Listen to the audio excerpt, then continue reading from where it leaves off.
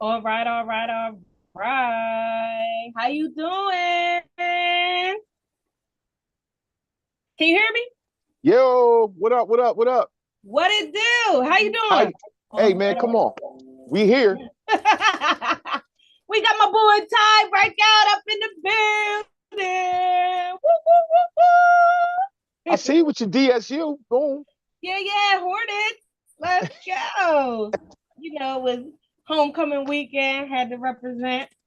So thank you for coming on my podcast. It's called So What's Your Story? So basically, I dive deep into what makes you you and where you came from. How you doing today? Hey man, I'm good, man. Just having a good time and enjoying this beautiful Sunday. Talking with Nice, my nice. folks. Let's do it.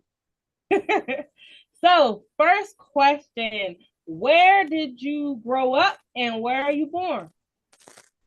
Okay, so I was born here. I was born in Wilmington, Delaware. Okay. Uh, I was the youngest of like six kids, and grew up on the west side, the hilltop area, half my life, and then north side, the other half of my life. So so Okay. I'm encompassed in the whole city in the end.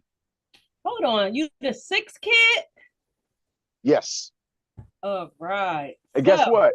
Guess uh-huh. what? Five sisters. I'm the only boy. How was that? You had everybody Intense. protecting you. I bet. Intense. How was Because I was that? the little brother. Closest sister to me was like 7 years older than me. Oh, so you had to deal with all the attitude. Yep. They used to always get me. They used to go, Mom, Ty told me to shut up. And my mom would go, don't you talk like, I used to get cussed. He said, shut up. That is hilarious. So, did you grow up in a two family household or one Yes. person? Yep. No, two people. My pops always worked the evenings. He Okay. always worked like 3 to 11. He was on that shift. You know what I mean? So he was there all day. He worked, did other stuff all day, and then he worked for the post office for like 38 years, something like that. Almost 40 Okay. years. Yeah. Where So Where was mom? Where she? mom's had a daycare for almost 40 years. Mm. So we had the daycare, bam, with the kids, through the state. We had a daycare, and my mom raised all half the kids in the city, half the parents. Oh wow. That's what's up. They probably knew my mom, Miss Libby. That's what they used to call her. You know what All I mean? right. She's still Shout out. here. Shout out. Yeah, she's still here. Pops left a long time ago. He Okay. gone, but mom's still here. So bam. So we good. Got you. So you came up in middle class. You was well off, poor. By the time I got here, we was like middle class. You know what I'm saying? My sisters was a part maybe of the part of the early struggle. But then Mhm. by the time I came in, we was all right. You know what I mean? We moved. That's why we moved from the west side over to the north side, over near Warner. Okay. We moved over that way, which is like that 18th and Van Buren area.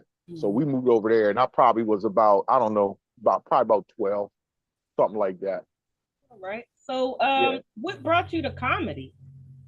Comedy. So like I was saying, my pops worked the middle shift. So like when I was a little kid, I used to like, how kids are, man. I love my dad, right? So I used to sit up and try to wait for him to come home. Like he'd get home, he'd probably get in the house 11:30, something like that. You know what I mean? Quarter to 12 by the time he got home. And I used to like sit on the steps and wait for him to come in the house. But I like fall asleep. And he'd be like, boy, what you doing up, man? Get me, you know what I mean? And like he'd sit me on the couch for a minute while he was up. He'd fix himself something to eat or heat up something, whatever, and watch Johnny Carson. All right. Some of y'all out there, this just some of y'all younger might not know Johnny Carson, but Johnny Carson was the original late night. He was the original late night guy. Like you Mm-hmm. see Jimmy Kimmel and all of them, right? And Johnny Carson always had comedians on his show. So comedians would come on. It would seem like it was right when I was up when my pops, had let me sit up a little bit, and a comedian, famous comedian, Richard Pryor, George, anybody would be on there on a particular night, and I used to dig that. I thought that was amazing. He's funny. and I got some of the jokes. So you were studying. Yeah, I was a little kid, man. You see Jimmy Walker, all these guys, man. And I was a little kid. So that's what my first introduction into stand-up comedy. So and then when I got to be, through school, I was always kind of the joker. I was Joker guy. So when I even played sports and hung out with the athletes, even when I didn't play sports, and I hung out with the athletes, and I was always the Joker. I could always roast people or get roasted. We used to go back and forth. You know what I'm saying? Yeah. So there's a difference between roasting in person and getting there on stage. Were you always comfortable up there? I'm gonna tell you something right now. There's a point where you get comfortable, but the nerves part are always with you. As a performer, the nerves part is always with you. But comfortable, I got comfortable on stage because that was another thing. When I was a kid, I kind of got in little plays and stuff. I didn't have no problem with that. Everybody started with the church play. So, you know what I mean? So one time I was the angel Gabriel. That was my first. And I kept making jokes, and some Miss Yellen got mad at me. That was the Sunday school teacher. She said, "Stop cracking jokes. You an angel." You know, I was supposed to say, "I bring you good tidings," and I kept saying, "Tidings? What is that?" I would be joking, and she'd get pissed off at me. But that was my thing. You know what I mean? So I was always, and I'm gonna tell kids too. Tell people. I tell the kids in school now, like they used to have a class like public speaking. They used to have like a little class. They did that with jobs for Delaware graduates, and I was in that. And that teach you how to be comfortable too. That's important. Yeah, those programs they teach you how to be comfortable in like an interview and all this stuff. So that's kind of good stuff in school. They still had that program, so it's good. That helped. So who would you say is your favorite comedian of all time? Ooh, that's a tough question because I'm kind of like I consider myself a comedy historian. So there's some comedians, white, black, whatever, that I know through history that I was like, oh man, he's a bad dude, right? So I would say currently, like people that are here today. That's a tough because it's a couple. It's a couple I enjoy. Of course, everybody loves Chappelle. Your top three. Everybody loves Chappelle, so I have to always say Dave Chappelle. Then there's another comic named Jim Gaffigan that some people don't know. You gotta look him up, but he's super. He's heavy in the game. So Jim Gaffigan is a guy that I enjoy. I enjoy a lot of his comedy. And man, I'm gonna say that I did Cat Williams. It's close for me. It's close. It's close. I've seen Cat live before, and he blew it. It was Yeah. Oh yeah. Yeah, he It's a got tough job, man. Yeah, because sometimes he's not focused. You know what I mean? So I always enjoy his delivery. But I gotta say Gaffigan, Chappelle, and I'm gonna throw you for a loop. I like DL Hughley, man. I mean, Chris Rock was always one of my guys too through the time. Chris Rock. But see, those guys can get into politics, and politics makes some people uncomfortable. So when you deliver politics, it's got to be funny. It can't be, where it's got to be funny. So you would take DL over the other Kings of Comedy, like Bernie Mac? I think the whole squad was dope. You know what I mean? I can't look at I never look at the Kings of Comedy as who was better, sort of, because here's the crazy part. All four of them delivered a different thing. Right. So, like, comedy is always subjective, not objective. So you can pick and choose. Like you got some people who may say something like they don't like Steve Harvey. They think Steve Harvey corny or something like that, right? But I went to I was at the Constitution Hall down in D.C. years ago, maybe about 10 years ago, seen Steve Harvey live. And Steve Harvey place sold out, 10,000 people in that joint. And Steve Harvey ran for like 2 hours, held the audience, had them cracking up, falling out, everything for 2 hours. Because his style, he's almost like a storyteller. So you got that kind of comedian. You know what I mean? a storyteller. And he's, he got that little drawl, that little country drawl to it. So he was entertaining. Then you got a dude like Cedric. And you got Cedric like it's just a comedian dude. He might dance or something and do something crazy and just be Cedric. And then Hughley, a little more of a thinker. He got a little more a little snappy with his talk. He's fast. And then you got Bernie. Bernie just Bernie. They just like, ain't nothing else you can say about him. He's just Bernie Mac. Crazy dude from Chicago. You know what I'm saying? So it's a little different levels to it. But I mean, I love them guys. I love the Kings of Comedy. They set a standard. They the ones that set that, they set all these shows like this in motion. You know what I mean? They the ones that started that big tour of cats going on tour together. So which is hard getting everybody's schedules together. It is. It's hard. But you know what? It was Coco Brown said something to me one time about she be on his ladies tour. And she said she don't believe in the competition part. Like people like to get all competitive and intense and all of that. And she told me, she was like, Break, you know what? I don't believe in that. What I believe in is giving the people a show. So if we all funny, then the people got what they paid for. It's not about you trying to be funnier than me or me trying to be funnier. Just go out there, you up, hit a home run. That's it. Get on base. What kind of comedian would you call yourself? I am, they used to try to put I used to, like when I write out like a bio and they go, send me your bio, right? And you gotta put it in a box. And so I always felt funny about that because, of course I'm the everyday man. I consider myself the everyday man because been in the work world, dad, raised like 5 kids, all that kind of stuff. So I've pretty much done everything, paid insurance, you know what I'm saying? All the dumb shit. All the dumb shit that come along with adulthood. So I figure I could cover all the bases. So I always say I'm an everything comic because I could talk about everything. You know what I mean? I could do whatever. Only thing I can't do great. I can sing a little bit, Shayna Shane. You tell you something, but I ain't gonna hit y'all with that. I ain't gonna hit y'all with that right now because I gotta hear you one day. I can get down a little bit, but I ain't gonna do that right now because I had big breakfast and I don't want to, burp or something like that in the middle of my singing. And then y'all be like, oh, this nigga can't sing. But no. Speaking of that, listen, I want to bring up an event that I thought was so hilarious. The Artscape Cabaret experience. The Artscape Cabaret. The one with what is it? Dylan Tucker was there and Malcolm Hill.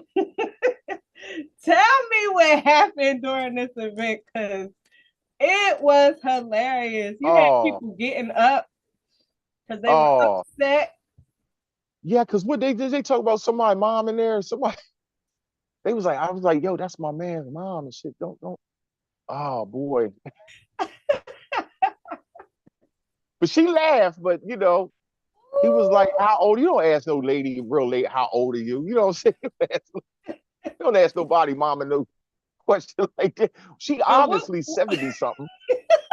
What would you advise the people if they're coming to a comedy show and obviously they might get roasted? What would you advise for that person to do? Well, first thing I'm going to tell you is, listen, you are going to a comedy show, all right? And in that particular one, it's small, so it's intimate. You can see everybody. Normally when you do something, at a comedy club or something like that, I'm going to tell you right now, if you up front, you part of the show. Everybody knows that. If you up front somewhere, you a part of the show. So don't wear no banana yellow suit. Don't wear no big purple hat, something crazy. Look as plain as possible. Make sure your clothes is an oatmeal color. And that way you just blend in. That's all I'm saying. But that particular show, we were close, we was at 30 people in there, maybe. So, so you got to expect something. They're going to spot you out and say something. So don't get mad because as a famous guy talent says, it's just comedy. So don't get mad. You know what I mean? And really half the time it's out of some love anyway. You know what I mean? So just have fun with it. That's all. That's what I like to tell people. Thank you for that. And do you think there's any barriers to comedy? Because sometimes somebody might say a comedian took it overboard. Some comedians say, everything is on limit. Is nothing's off limits when it comes to Yeah. comedy. Um, pretty. It's a now. Sometimes with it, it's a personal choice because um, for me, some things I just don't joke about. But you got some cats that joke about everything. They think anything is a joke. So that's still something that's debatable. It's all on your choice. Like me, I could pretty much joke on anything, but then there's some stuff, that's just like I don't find that I have something funny for it. You know what I mean? Mm-hmm. I mean, of course, like certain crimes and things aren't funny per se, but then like as in the Diddy, that's funny. Anything. I mean, unfortunately, it's not funny, but it's funny at the same time. You probably could write 1,000 Diddy jokes right now, literally. Do You know you what I'm do on saying? the spot comedy, And, or do you huh? write all your stuff in advance, or do you do on the Um, spot comedy as well? what's crazy is I enjoy writing, and I'm always ready. They say always have your pencil ready, and anything come to mind or any experience that's outrageous, I write it down. You come into stuff your own life and things, write it down. Um, it doesn't necessarily mean that it's funny speaking on it at that point, but at some point you go over it, you're like, yo, that's funny. That was funny. Right. And boom, now you figure out how to fit it into your performance. And then some stuff just happens on stage. And if you're fortunate enough to like you record yourself or you get a good recording of yourself, sometimes you'll get some new material just freestyling. You know what I mean? Just when you're up there talking and stuff happens. Mm-hmm. So, but I write all the time. Yeah, you always got to write. I always tell people, you always got to write. You got a You always Diddy got. joke for us? Do I have a Diddy joke? I don't know if this is, good for y'all. It's I open. used to say Diddy or Diddy not. You know what I'm saying? I used to Diddy. No. I always feel like at some point, Diddy was hurting people, you know what I mean? And then at another point, I'm like, Diddy crazy. Because now when you watch some videos and he dancing and stuff, you're like, oh man, I'm uncomfortable with that. Like R. Kelly, right? Now when I listen to R. Kelly songs, you listen to him different now. You're like, oh man, is he singing to the young girls saying that Right. crazy stuff? It feels different now. Back in the day, it felt sexy. You're like, yeah, we put on some R, get this party started. Now you're like, turn that off because he was talking to an eighth grader. So Oh it's my. like not cool. You know what I mean? So Mhm. same thing with Diddy, man. Diddy was greasing people up. And I don't like that. I don't like how that I don't even like say, I don't like saying that shit. That's crazy. That's crazy. They said you came over. Diddy was like, all right, when we come in here, everybody take their stuff off. You know what I'm saying? You're like, oh, are we still eating dinner? Are we eating dinner like this? Is that what we're doing? We're eating some beef Wellington naked. It just Oh feels my weird. goodness. I don't like to eat, you know what I mean? It's not cool eating lobster with no clothes on. I just feel like That is funny. it's that's you ever see the video where they got the girl laying on the table, they got hors d'oeuvres all over her body, they got fruits. Have you seen No, that? I didn't see that one. Oh yeah, he had a party, whole naked girl on the table, Oh my and she goodness. got fruits and stuff all over her body, and people was coming by going boom. I said, wow, we in ancient Rome. What is this? Mhm. So, The Greek you know, over. I, that would have been fun. I mean, not fun. I mean, it'd have been just fun to see. I don't want to be there, but it's just Okay. So, mean, you know, question, growing up, did you go through any struggles? I went through some struggles. Just I could say when I was like 4 or 5, I peed the bed a couple times, and that was not cool in my household. So I remember being in trouble for that. That was not. It was a struggle right Not there. that being a struggle. Okay. That was a struggle. But I I tell everybody stop drinking water or Kool-Aid before you go to bed. That's not good. So you always have to curb that behavior.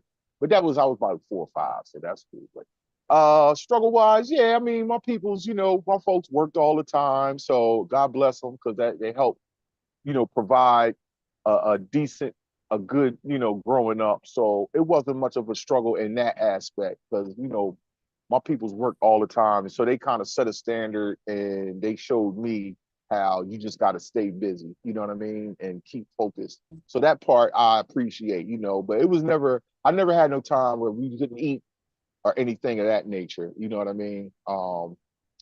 So no, not for me in that aspect, but I will say that just my dad working a lot, that can affect you a little bit because that man probably worked 14, 16 hours a day. He used to work with my uncle. They used to work on houses and stuff in the daytime. And then he'd be at night, and then his mom's, taking care of all of us. You know what I mean? So that part. But what was cool was at one point my sisters was gone. It was all me. Ooh. See? So, because you said that, I gotta ask you: did you ever rebel at any point? Yeah, I rebelled. Like all kids, I kind of had my time where I was like, you trying to figure yourself out. But then I got a good punch in the jaw, so to speak, figuratively. I was a teenage parent, and that changed the game completely. So it was no more being silly. So I don't, because I don't like calling that a struggle. So I try not to consider it that way. Although it was a tough time. It was like, that was a tough time per se. But my daughter wound up beautiful, smart, intelligent. She's a superstar in our family. You know what I'm saying? So, but I couldn't play sports anymore. That was it. My mom was like, no, no football, none of that. You working, buddy. You working. So I had to, I rode my bike to work. I worked at a hardware store. So I had to ride my bike to work every day after school. I went to work. I worked till like 7, 8 o'clock. And and God bless mom. She did that. She used to tell me, here, give me, I used to have to break her off part of my check. You know what that woman did? Put it up. She put that money, I used to have to give her $50, stuff like that. And she take it, put it up. Boom, $50, $100, take it. She put it up. And she put it up. And she saved that money for a long time. That's how the old folks did it. Yeah. They was on their thing then. You know what I mean? Our generation, the next generation is we at that $50. That $50 going to Applebee's. Gone. That's what. Hey. But no, she put that up, so she taught me a lot when it came to that thing, and that made me focus. So I had to I got somebody to take care of, so I had to be on point when it came to that kind of stuff, and so I appreciate that. So mom's told me something. Let me tell you something. I was boo-hooing about, as I got a little older, I had a couple more kids, and I'm boo-hooing about not having everything I want or all the money all the time because you want to just bless your kid. You just want to be able to do everything, right? And my mom said to me, she said, "Hey, look, don't you worry about money and buying everything and all like that. You just be a dad. Just be a dad." And that stuck with me. I was like, "Oh, okay." And that she was telling the truth. That's all you got to do. That's all the kids, want. And so that was something that was cool. You know what I mean? So I'll keep that and I pass that on anytime I can. I pass that information on. So is it any like quote that you live by daily? Anything that your parents instilled in you that you instill in your kids? Yeah, kindness. Mm. Kindness is one of my main things because if you kindness is free, right? And it's nothing, costs you nothing to be kind. And that's one of the main things I try to pass on because once you keep that in your mind and you try to move it, things be positive for you or around you for the most part. You won't get that, crazy energy around you. You know what I mean? So I always believe in that. So I always tell my kids that just be kind, things will work out. Don't worry. And I always had my pop always had to think about don't panic. Don't panic. He used to always say that. Don't panic. But that was a guy, I had older parents. So he was a guy who was in war before. So he's speaking from a deeper perspective about that, right? But that always that stuck with me too. So I give that to my kids and to any kid. I tell them, just relax and don't panic because that gives you a chance to think about things, you know what I mean, in a clearer manner. So I always try to pass on stuff like that. So what would you say your parenting style is? Um, The belt? No, I'm joking. Oh my God. Are you the cool parent or Yeah, more or less. I mean, I keep a thing about I won't be. I'm gonna say, of course. I don't know if that has to do with my sign, which is Taurus, by the way. Hmm. okay? But but but I'm gonna say that I'm pretty cool, and I just get the message across. And of course, with kids, every kid different. So you got to handle them different ways. It's like managing a team or something. You know what I mean? Especially me, I had 5 kids. That's like managing a baseball team or something. You know what everybody can do and can't do, and you know Oh, where their energy is. So you try to match it in that way. So that's a parenting style for me. You know what I mean? yeah. So I was okay at that. I knew what each kid, how my kid vibe, and I could get to them in that manner. You know what I mean? I only had one that I had to like get a little with, like, well, I'm gonna whoop your ass. It Motivate. was it was only, and that was a little one, of course. But that's about the only one I had to really get like rugged and raw with. But I just that's I guess that's my advice right there. I guess Okay. yeah. So, we want to go even deeper into your family history. What's like your oldest relative that you know? They could have passed away, but Shoot, man, right now, mom's probably the oldest. She's the only one to still have my aunts, and some of them, my older aunts and all of them gone. Mom's the only one left. She in her 90s now. okay, Her shout out to mom. 90s.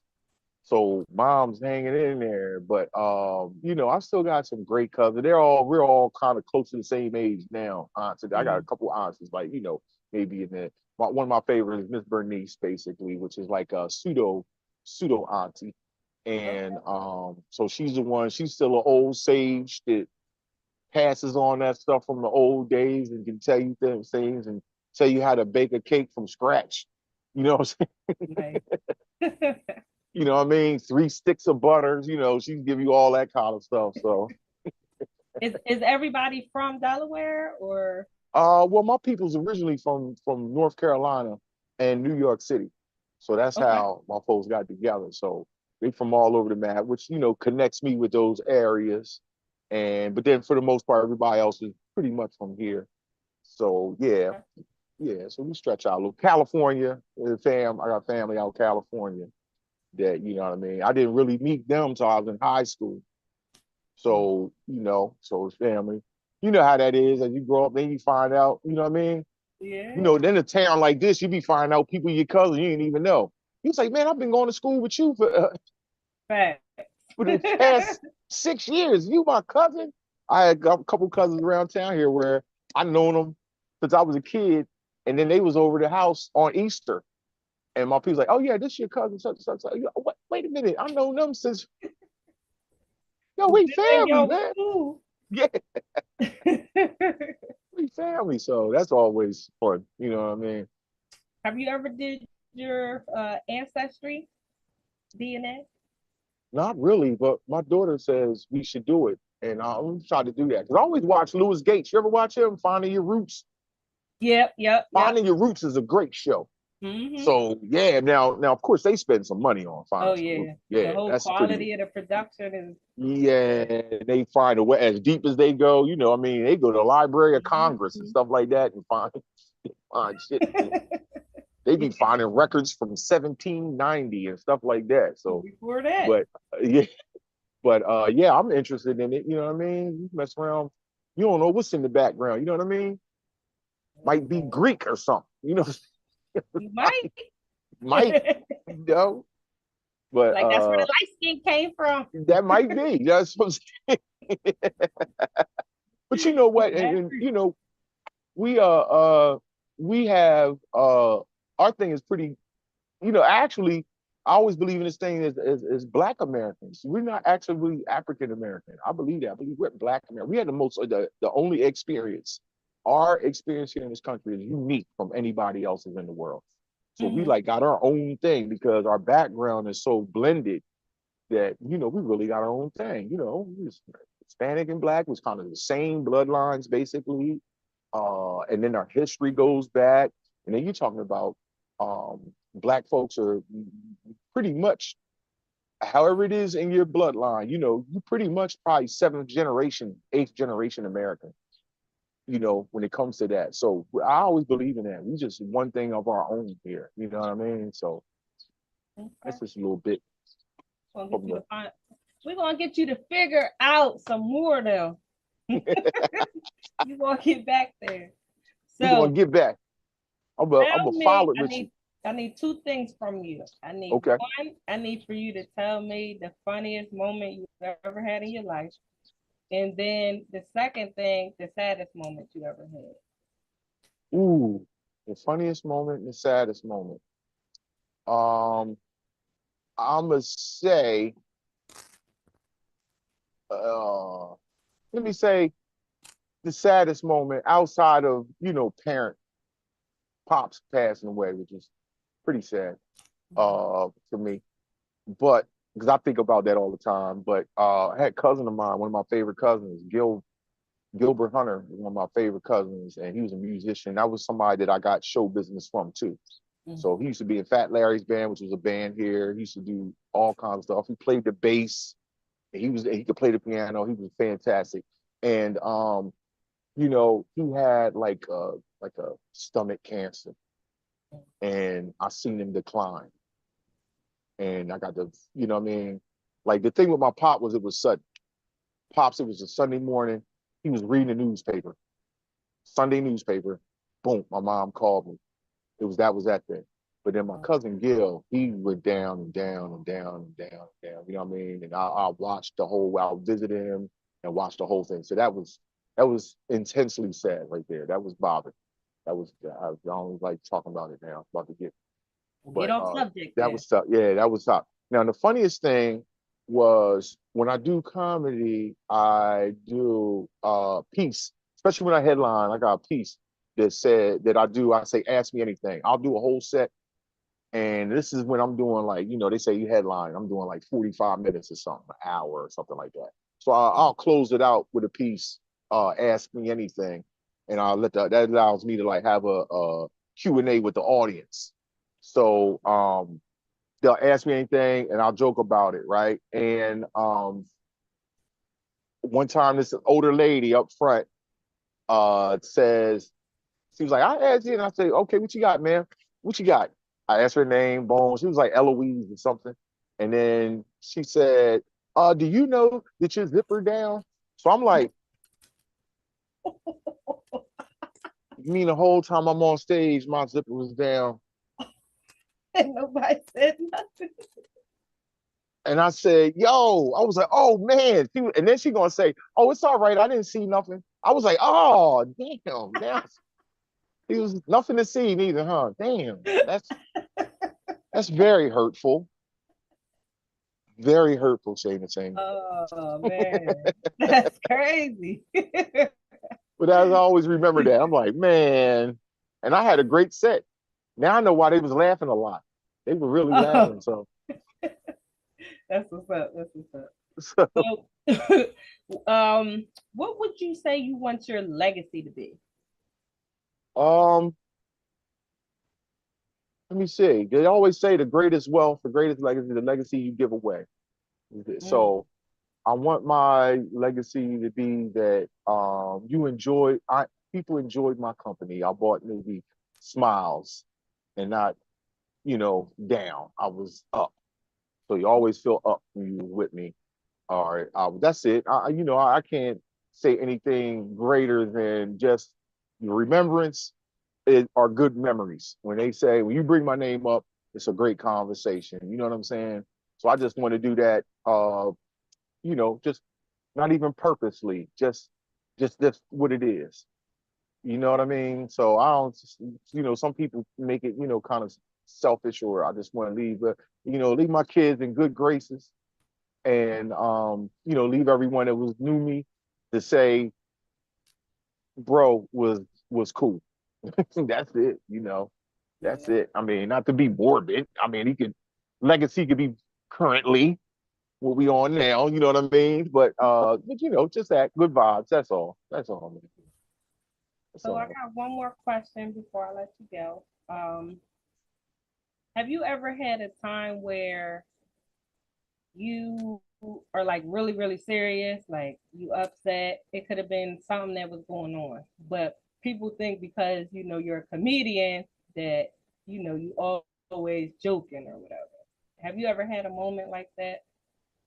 Oh, sure. Yes, of course. A lot of times, half the time, comedy comes out of some pain anyway. You know what I mean? So, uh, but I use it, and I'm gonna say this: that comedy is I feel fortunate to be able to even participate in the comedy game because in those moments where you feel like it's all like this is all effed up, like I don't know if I can, what I mean, just this is bad. I feel Mhm. down, down, down. And comedy is something that bring me back or helps me hold myself in place to say, nah, you all right.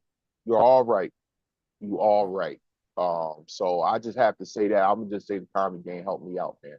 As far as a lot depression, the depression walk up on you, you don't even know it. You know what I Yeah. mean? It's not too often that, I've been in the spot where you feel like you don't even want to get out of bed, that kind that hits you. And Yeah. that's only hit me maybe once or twice. The feeling that low, that's probably the lowest, or where I just parked somewhere. I don't know if anybody's done that, but I remember I just jumped in my truck one time and just drove, just kept driving and parked somewhere arbitrary, like I don't know, some parking lot and sat there for hours till my battery ran out. And Mm. then my phone battered. Then I didn't have a charger, so I guess I gotta go home now. One of them things. But Uh, no. I'm happy that comedy saved me. And don't worry. And I want to tell people, don't worry so much about things. Sometimes we worry too much, and sometimes it's not even what you think. yeah. You talk to yourself and tell yourself stuff. And I always want to tell people to watch that because you'll get yourself worked up about something and it ain't even what you think it is. And how Yeah. many times has that happened to you? Where A you lot. got so worried or you thought something was this way and it really wasn't. It's just what it was, or it wasn't what you thought it was. So Mm. let it, they say now touch grass and stuff. They used to say smell the flowers. So all of that applies. That's like get out here. This is one of my favorite places is my yard. As you can see, we got the yard kind of purdied up. There's the grill over there where I do a lot of work. You see Okay. that thing say Break Street? Can you see that? That's Listen, that's we where it gotta all get you that's where it somewhere. all goes down. That's another thing that helps me out cooking too. I love to cook, Shane to Shane. I chef it up. We talk about Hey that, man, bam, bam. I'm ready to try some food, man. Hey, listen, you know what I mean? I know you on some vegetarian, but which is, Shane to Shane, you got to eat a chicken wing at some point, girly girl. Can't do Them it yet. hot wings change your life. But but I got an amazing salmon for you. So that's cool too. I got an amazing salmon for you. Bam. Yeah. So So yeah. if anyone wanted to reach out to you for a hosting gig, comedy gig, where would they go? Oh man, they would go to. You can always inbox me at Ty Jameson on Facebook, please. You can go to Mr. Break Comedy on IG. Hit me on there. You can go to Mr. Break Ty Jameson on TikTok. Hit me on there if they want to get at me. And you can go to funnywork.net and leave me a note, whatever you want to say. I got a little bit of stuff on there. We just getting that thing up, getting it generated. It's got a lot more touch ups on it. Mm-hmm. Look, Yeah. I have a little, but I know the builder, the site builder, so she got me. But Sure. but yeah, just reach out and hit your boy. That's all. That's all. Okay. Sounds good. So thank you Yes. again for coming on. Yes. Yeah. Oh, and Jameson Comedy at gmail.com. So you just want to get directly, There you you know what I go. mean? Oh, hold So on. cool. Before you go, what's your price range? Oh man, that's negotiable. I don't give out hard numbers. You know what I'm saying? He said, I'll You know what I'm get a saying? great It can businessman. it can go from here to here, and I don't know what you got me doing. So you know what I'm saying? We'll talk. All right. Have a good one. I hope you have a great rest of your day. And thank you again for coming on. Oh man, I loved it. Thank you for having me on. Fantastic show. You keep doing what you doing. Keep building that thing. and I'll keep doing what I'm doing, and we'll just go like this together. We'll just take it on up. That's all. All right. That's right. Have a good I one. love you, Shay. Come on, man. Thank you. All Love y'all, right. people. Adios. Peace, y'all.